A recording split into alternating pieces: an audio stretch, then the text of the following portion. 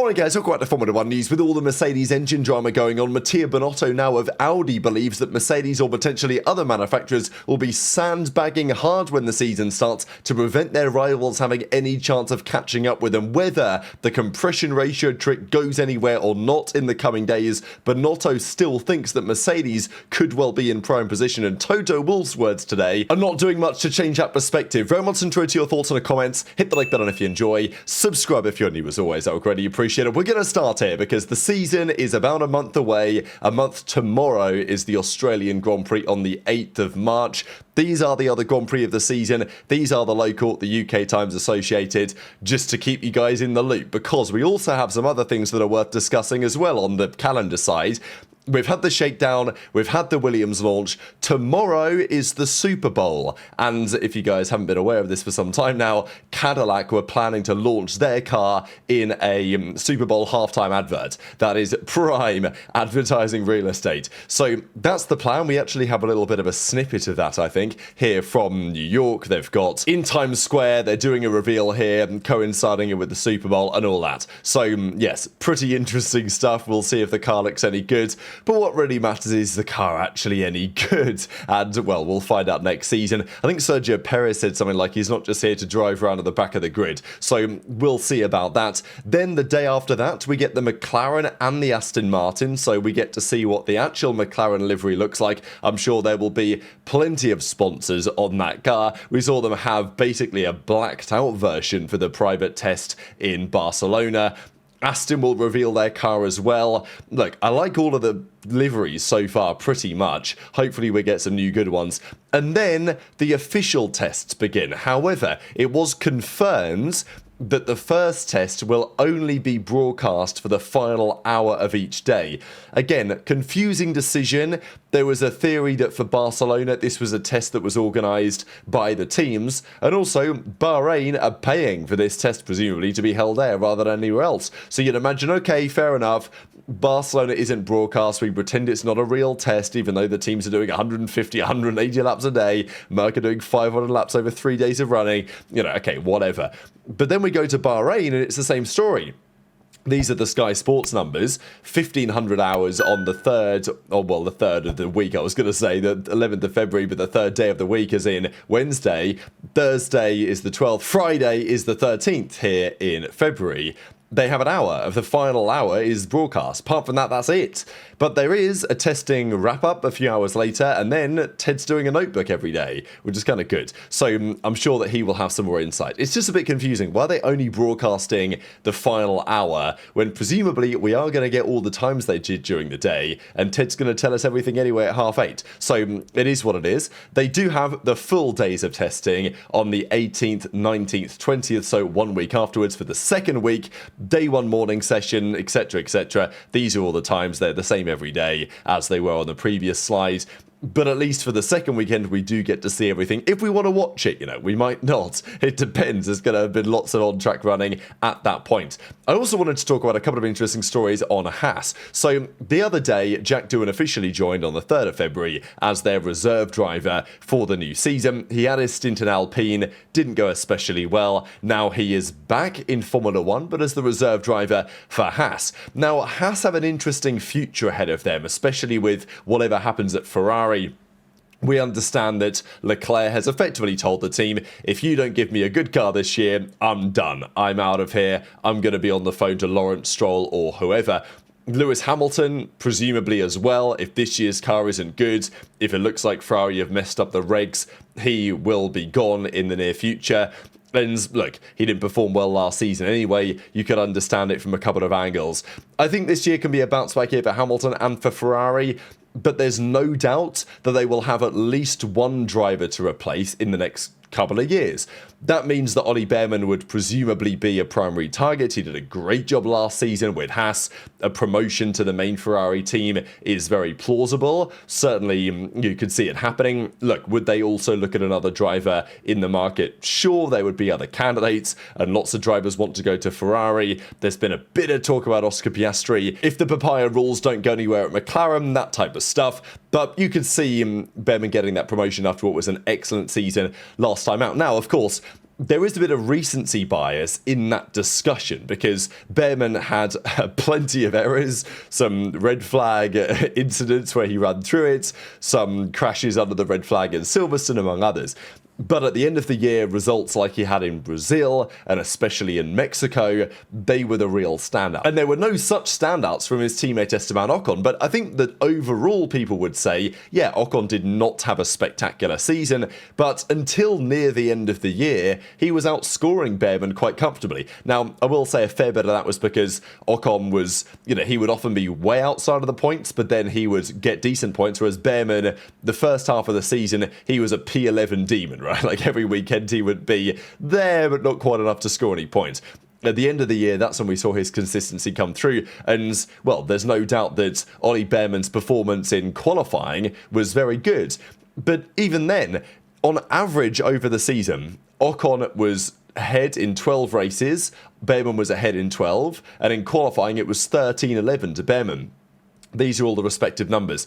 Again, a race like Mexico, for example, 9th on the grid for Behrman. It was 11th on the grid for Ocon, but of course Ocon finished 9th and Behrman was up in 4th. So it's just those few races. Obviously, Sao Paulo really set the tone as well. So I will say there's a little bit of, maybe recency bias isn't quite the right word here, but, Ocon's season wasn't terrible. It's just, I don't think people were expecting Behrman to come in and, do a number on him, really, because Behrman was significantly the better driver of the two in the season, out-qualified, out-raced in general. Okay, Behrman scored 41 points, Ocon scored 38. So it's not like this is a major deal. It's not like this is, wow, Ocon was terrible last year, this was a crazy collapse. But it's interesting to hear what Ayakomatsu said, because during the season, I think what I've just said was the general perspective. Ocon's doing okay, but Behrman's just really good. And according to many of the drivers, I think all of the drivers and the team principals on average, they voted for Behrman as the highest performing rookie of the year, even over Isa Kancha. So, yeah, people gave Behrman a lot of credit. I don't think Ocon was atrocious by any means. The numbers certainly don't indicate that. But he is a race winner, he is a podium finisher, so of course he would be expected to beat Oliver Behrman, and Ayakomatsu therefore said, we expected more from him. Obviously it's not totally his fault, there were certainly some races where strategy and other factors played against him.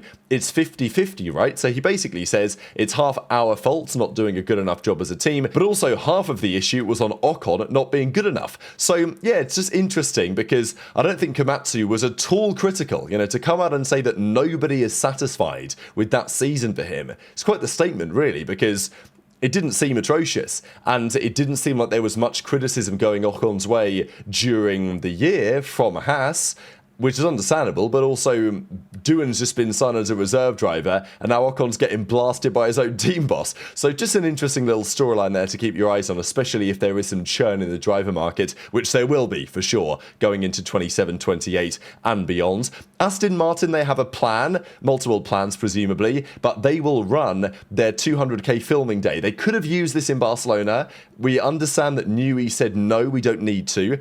Maybe they will bring a more advanced version of the car. Newey has implied that as well. But they will launch their car on the 9th. They will apparently run a filming day on the 10th, on the Tuesday. And then the day one of the test, of course, is on Wednesday, the 11th of February, only a couple of days away. Aston Martin were one of the teams that were rumoured to have good correlation. Of course, they didn't do that many laps in so many different circumstances, but there was a rumour that quite a few teams were struggling to get their correlation between the wind tunnel, the simulator, and what was happening on the track to actually work. We do think that Ferrari and Aston Martin were a thumbs up in that box.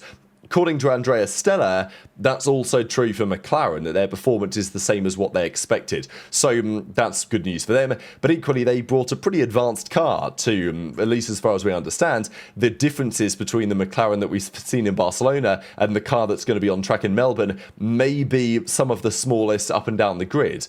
Other cars will develop far further, as we understand. Now, Mercedes and the power unit drama.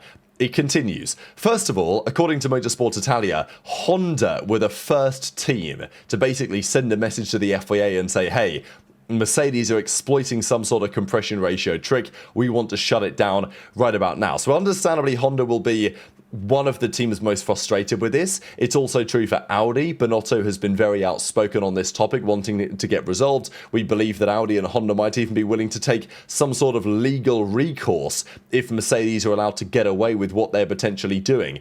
Again, what are they doing? We don't really know, and how they're achieving it, all these other questions. But it's understandable that manufacturers are playing a political game. Reportedly, Honda were the first one to do so.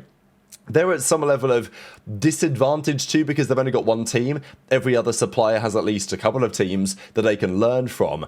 And as we understand from yesterday's video, Mercedes rivals are doing everything to try and stop this being the case. The FIA might be on the verge of doing something. The Power Unit Advisory Committee has been joined by Red Bull, Ferrari, Audi and Honda potentially, all looking for the same thing. I'll just raise you guys the question again here, because I don't know if this will be part of the legal discussion that may eventually be had. But the compression ratio is a defined parameter, right?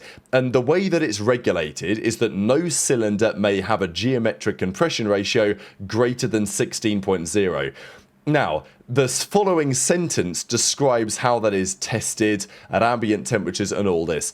I guess the question is, because I see people interpreting this in different ways, it doesn't regulate it as it must never experience more than this. It says it can't have more than this, determined in this way. So the debate is really, is that first part absolutely bulletproof, as in, is that the rule? And the second part of the rule is actually describing the test, because the argument is that the teams want to get the test changed, and that might catch Mercedes out.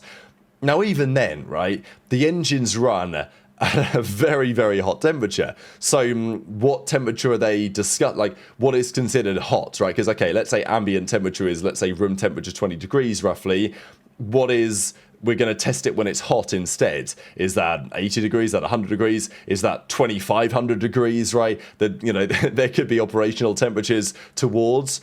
Difficult to determine, and the argument that Mercedes will make is like, look, you can't change the rules. The other teams will say, no, we can change the test, the rule is the same. But Mercedes will say, no, you're only able to define the geometric compression ratio by use of specific parameters, which, if you're going to change, you've then changed the rule, which means we're going to court, or means you can't do it, or whatever. So, I don't know. It's technical, isn't it? But I'm sure people have different opinions on this. As far as we currently understand, no changes have happened yet, but they may do in the near future. But as I talked about yesterday, for that to happen, Formula One management, as in Liberty Media, as in the commercial side of the business, would also have to agree, which is, in my opinion, somewhat doubtful if this change was to mean that Mercedes can't compete for the first few races, because that would also imply all of their customer teams also can't compete. Now, Toto Wolff is still loving life to a certain extent, and there are a couple of reasons as to why. George Russell is the championship favourite, even more so after the test in Barcelona. Max is up there, Lando's up there, of course, but George is considered to be the most likely driver to win this championship. Toto says he deserves it. He is one of the best, and presumably they have one of the best packages. In fact, Toto is extremely optimistic about this approach. He is asked about the new regulations, and he says there are no negatives to these regulations. I can think of plenty personally, but look, Toto is on that side of the business, and he is obviously wanting to promote Formula One in general because that's better for Mercedes, it's better for their bottom line. I'm sure that Toto has some thoughts on these regulations and the fact that we're using active aero to effectively compensate for what is a arguably Frankenstein of a power unit, but whatever, we'll see how it actually works when they get out on track. We also understand that an additional MGU-K to also recharge energy from the front axle was proposed and rejected by Mercedes. Some say that would have made these regs very good because that would have given enough recharge that the drivers don't have to worry about lifting and coasting during a qualifying lap, but whatever. Mercedes They're obviously very happy with the decisions that have been made. Toto's full comment actually was as follows. In Barcelona, while Colapinto was engaged in a long run, Russell passed him with a speed difference of 50 or 60 kph. I like the concept behind the regulations. The drivers get a serious engine boost when they want it. Curious to see how it's going to be optimized. In addition to having the best cars in the world and the best drivers, there's a tactical element. We will see overtaking where we don't expect it. I don't see any negative aspects. The cars are aesthetically beautiful, not too small, not too big. We don't have whales on the track as has happened in the past. They're not much smaller. I know they look smaller, but they're like 30 centimeters smaller, like lengthwise, and they're like 10 centimeters thinner, 20 centimeters thinner. They do look better, I will say. But I still think there will be some tracks where you're like, damn, there's literally one racing line because you can't, like the cars are too big again. I think the cars can still get smaller. But whatever, we're on the right track. And Toto says, I have no reason to sell the rules. From my point of view, they have fulfilled all the objectives that have been set in order to improve Formula 1. So I think we'll have to wait and see on this final point. My conclusion is that Toto is extremely happy with this rule set from a number of different angles. There's a reason why they are extremely confident. The engine is certainly one of those, and Mattia Binotto describes how sandbagging will officially be back. He also said in this, when he was at Ferrari and they were struggling at the start of 2014 against the Mercedes engine, the power unit differential back then was in the ballpark of 100 brake horsepower, which was pretty absurd. Nowadays, we are thinking, even if Mercedes are using this compression ratio trick and they're able to get away with it, the maximum difference we're expecting is maybe 20 horsepower, something in that kind of ballpark, compared to what the other teams are going to be able to do. Even if that gets outlawed, are they still going to be in a better position? Possibly. I guess time will tell. But what Binotto is talking about here is circumventing the ADUO. So the ADUO is the additional development and upgrade opportunities. The way that it's designed is as follows. The engines are not in an engine freeze anymore. You can continue to develop them as the season goes on, and the teams that are further behind will get additional resources to develop over and above what the best teams are doing. Now, those limits are as follows. So every 6 races, the Federation will establish engine performance. And if there is an engine that is below 2% of the power than the top engine, so like 98%, presumably, whatever, how it's defined exactly, but effectively, if they're 2% worse, then they get a nice chunk of extra bonus to develop the engine. If they're below 4%, then they get an additionally beautiful chunk to develop over and above that. But that's how it's defined.